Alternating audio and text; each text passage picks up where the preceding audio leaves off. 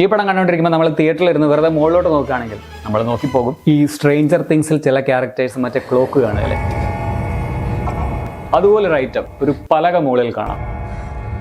അതാണ് ക്ഷമയുടെ നെല്ലിപ്പലക. ലോക സിനിമാ ചരിത്രത്തിൽ ആദ്യമായിട്ടാണ് ഇത്രയും ആക്ഷൻ കണ്ടുകൊണ്ടിരിക്കുമ്പോൾ നമുക്ക് ലാഗ് അടിക്കുന്നത്. അടി നെക്സ്റ്റ് കാരണം അടി റിപ്പീറ്റ്, പിന്നെ കുറെ കഴിഞ്ഞ് അടി അടി അടി നോ കാരണം ആൻഡ് നോ ഇമോഷൻസ്. പിന്നെ പഴയകാല കുറെ മാസ് ഡയലോഗ്സ്, അന്ധേരി എന്ന് കേട്ടിട്ടുണ്ടോ, ലൈഫ് ടൈം സെറ്റിൽമെന്റ്, പിന്നെ പുട്ടിന് പീര പോലെ ഇടക്കിടക്ക് അഞ്ചിട്ട് പാട്ട്, പ്രേമം, ത്രികോണ പ്രേമം, സമഭുജ ത്രികോണ പ്രേമം, സമപാർശ്വ ത്രികോണ പ്രേമം, എക്സെട്ര എക്സെട്ര. പിന്നെ ഓരോ ഡയലോഗ്സിനിടയിലും മാ കാപ്പു തുടങ്ങി മലയാളത്തിലെ 56 അക്ഷരങ്ങളിൽ തുടങ്ങുന്ന പുളിച്ചത്തറികൾ. വാവ്, ലിജോ ജോസ് പെല്ലിശ്ശേരി റെഫറൻസ്. പിന്നെ മീനും ബോട്ടും ഒക്കെ കാണിച്ച് പഴയ ജയന്റെ മീൻ ചാകര തുടങ്ങിയ സിനിമകൾക്ക് ഒരു ഹോമേജ്.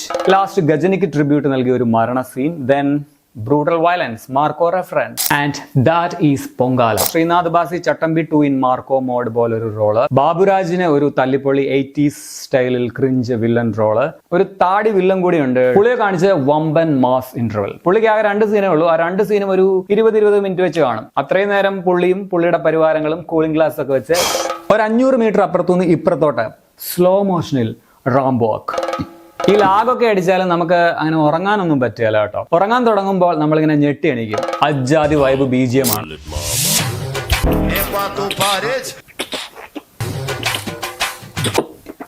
അങ്ങനെ നമുക്ക് ബ്രേക്ക് ഡാൻസ് ഒക്കെ കളിക്കാൻ തോന്നും. സോ എല്ലാവരും കാണുക പൊങ്കാല.